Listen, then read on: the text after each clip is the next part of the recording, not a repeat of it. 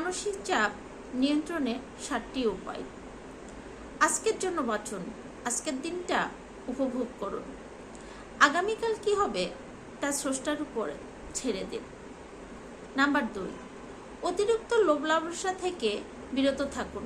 পদমর্যাদা, সম্পদ বৃদ্ধির চিন্তায় আপনাকে মানসিক চাপে রাখে।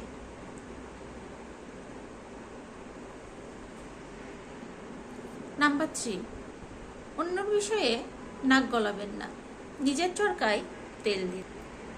নাম্বার 4, প্রতিদিন নিজের জন্য নির্জনে কিছু সময় কাটান।